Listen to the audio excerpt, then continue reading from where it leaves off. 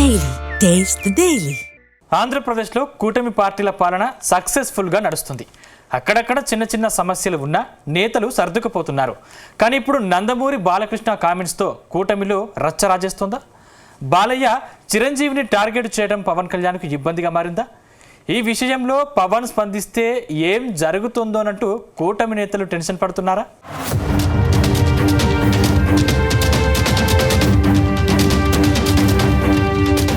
AP assembly సమావేశాలు hot గా సాగుతున్నాయి. ప్రతిపక్ష సభకు హాజరు కాకపోయినా కూటమి నేతల మధ్య మాటల తూటాలు పేలుతున్నాయి.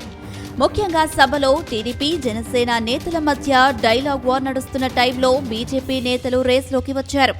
ఆ పార్టీ ఎమ్మెల్యే కామినేని శ్రీనివాస్ సినీ ఇండస్ట్రీపై చర్చకి తెరతీశారు. ఆ సమయంలో సభలో ఉన్న నందమూరి బాలకృష్ణ చేసిన కామెంట్స్ ఇప్పుడు సంచలనంగా మారాయి. గతంలో వైఎస్ జగన్ ముఖ్యమంత్రిగా ఉన్న సమయంలో సినీ ఇండస్ట్రీ పెద్దలకు జరిగిన అవమానాన్ని బాలయ్య తెర మీదకు తెచ్చారు. అంతేకాదు జగన్ ని సైకో అనడంతో ఈ చర్చ కాస్త మొత్తం ఇండస్ట్రీని షేక్ చేస్తుంది.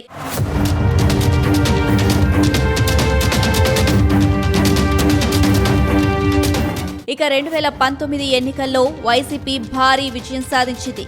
దాంతో జగన్ ముఖ్యమంత్రి అయ్యారు. దాంతో ముఖ్యమంత్రి జగన్ ను సినీ ఇండస్ట్రీ పెద్దలు కలిశారు. కానీ జగన్ ను కలిసిన ఇండస్ట్రీ పెద్దలను గేట్ వద్ద నుంచి అవమానించారని ప్రచారం ఉంది. చివరికి జగన్ ఆహ్వానం మేరకు హీరోలు ప్రభాస్, మహేష్ బాబు లాంటి వాళ్లను తీసుకెళ్లగా చిరంజీవికి షాక్ ఇచ్చారని గుర్తు చేశారు. అప్పట్లో ఇండస్ట్రీ తరపున వెళ్లిన పెద్దలను కలిసేందుకు వైఎస్ జగన్ నిరాకరించారని, అయితే చిరంజీవి గట్టిగా అడిగారని కామినేని అన్నారు. చివరకు సినిమాటోగ్రఫీ మంత్రిని కలవాలని సూచించి ఆ తర్వాత జగన్ దిగొచ్చి సినీ ప్రముఖుల్ని కలిశారని కామినేని చెప్పుకొచ్చారు. ఆయనకున్న మొహాటంతో వస్తే ఫస్ట్ షాక్ గేట్ దగ్గర కారు ఆపేశారు. అందరూ దిగి నమ్మన్నారన్నారు. అదేంటి అనుకుని వెళ్ళారు.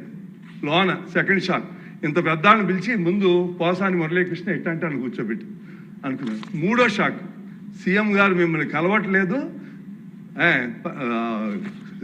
సినిమాటోగ్రఫీ మంత్రి వచ్చి మీకు చెప్తారన్నారు. అప్పుడు చిరంజీవి గారు కొంచెం గట్టిగానే ఏంటి మీరు పిలిస్తే మేము వీళ్ళందరినీ తీసుకొస్తే ఆయన రానంటారంటే వచ్చారు.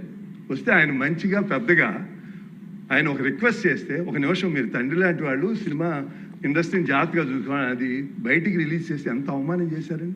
ఇంతకన్నా సాడిస్ట్ మెంటాలిటీకి ఇంకేం ఎగ్జాంపుల్ కావాలి? వాళ్ళని అవమానం చేయాలా? వాళ్ళు బతుకాళ్ళు వాళ్ళు ఎవరు సంబంధం లేకుండా ఉన్నారు. అలా అయితే కామినేని కామెంట్స్ పై బాలయ్య సీరియస్ అయ్యారు. కామినేని చెప్పిన దాంట్లో వాస్తవం లేదన్నారు. అంతేకాదు చిరంజీవి గట్టిగా ఎక్కడ నిలదీశారని కామినేనిని బాలకృష్ణ నిలదీశారు.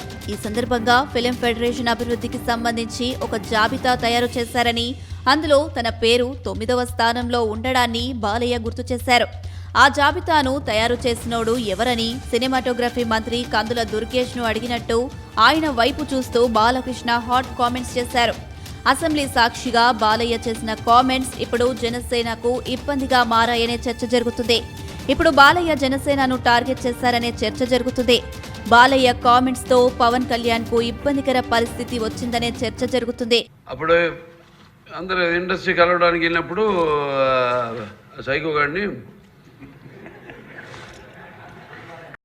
గారు గట్టిగా అడిగితే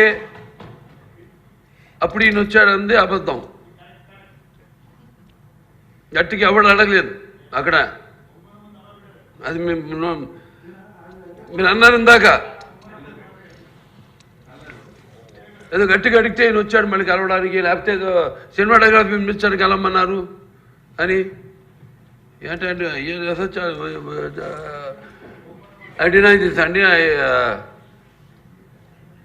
అవి మిగతాన్ని ఓకే, అవమానించడం ఆయన ఓకే, ఏదో ఆయన పెద్ద గట్టిగా చెప్తే ఆయన దిగి వచ్చాడంట కలవడానికి, లేకపోతే సినిమాటోగ్రఫీ మినిస్టర్ కలవమన్నా అంట. మనకు కూడా నాకు ఇన్విటేషన్ వచ్చింది ఇక్కడ ఫిల్మ్ డెవలప్మెంట్ ఒక లిస్ట్ తయారు చేయమని. నాది 9వ పేరు వేశారు.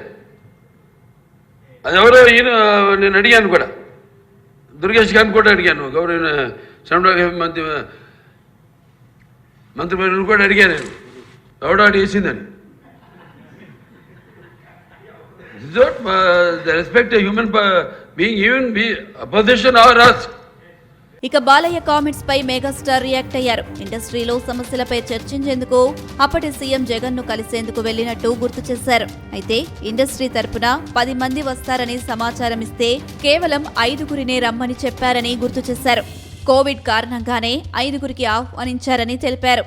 కానీ చివరకు అందర్నీ కలిసేందుకు అంగీకరించారని చెప్పారు. ఆ సమయంలో బాలకృష్ణకు ఫోన్ చేస్తే ఆయన స్పందించలేదన్నారు.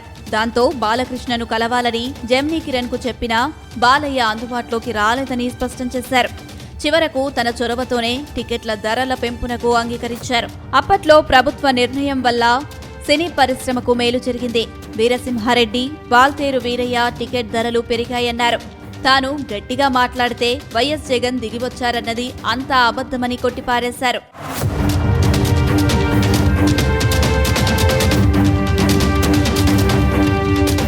మరోవైపు అసెంబ్లీ సాక్షిగా మాజీ సీఎం జగన్ ను సైకో అని బాలయ్య చెప్పడం సంచలనంగా మారింది. చిరంజీవి పవన్ అంటే బాలకృష్ణకు అసూయ అన్నారు. జగన్తో చిరంజీవి సమావేశంపై కామినేని అసత్యాలు చెప్పారని ఫైర్ అయ్యారు. తప్పతాగి కళ్ళు నెత్తికెక్కి బాలకృష్ణ మాట్లాడుతున్నారని మండిపడ్డారు. మందు వేస్తే బాలకృష్ణ ఏం మాట్లాడుతున్నారో తెలియదని విమర్శించారు. చిరంజీవిని కామినేని శ్రీనివాస్ పొగిడితే బాలకృష్ణ ఉండబట్టలేకపోతున్నాడన్నారు. ఎన్టీఆర్ బసవతారకమ్మ కడుపున పుట్టి అసెంబ్లీలో నీచపు మాటలు మాట్లాడుతున్నారని ఆగ్రహం వ్యక్తం చేశారు పేర్ని నాని. రాబోయే ఇక మామూలుగా ఇట్లాంటి వాళ్ళు ఉంటే ఇక అంతే కదా. అసెంబ్లీ తలుపు కాడ లోపల తలుపు తీస్తారు మామూలుగా హాల్లోకి లోపలికి వెళ్ళాం. అక్కడ బీత్ అనలైజర్ పెట్టి ఎమ్మెల్యేలను కూడా లోపలికి పంపించాల్సిన పరిస్థితి వచ్చేసింది కదా. తప్ప తాగి కళ్ళు నెత్తికెక్కి సైకో అంటాడు. ఎవడు సైకో? బాలకృష్ణ అనేవాడు సైకో. ఎందుకు సైకో? పవన్ కళ్యాణ్ హోదాని ఆ వెలుగుని చూసి ఏడవలేక సైకో. నువ్వు సైకో. ఎవడికి సైకో? మాకేం సైకో? ఏం చేశాడు సైకో? సిగ్గు లేకుండా నేను కలవలేదని చెప్తావా? రోజు పురాణాలు నోట్లో ఒల్లివేయటం కాదు, బట్టి పట్టం కాదు, వేద మంత్రాలు బట్టి పట్టం కాదు, దేవుడి పద్యాలు బట్టి పట్టం కాదు.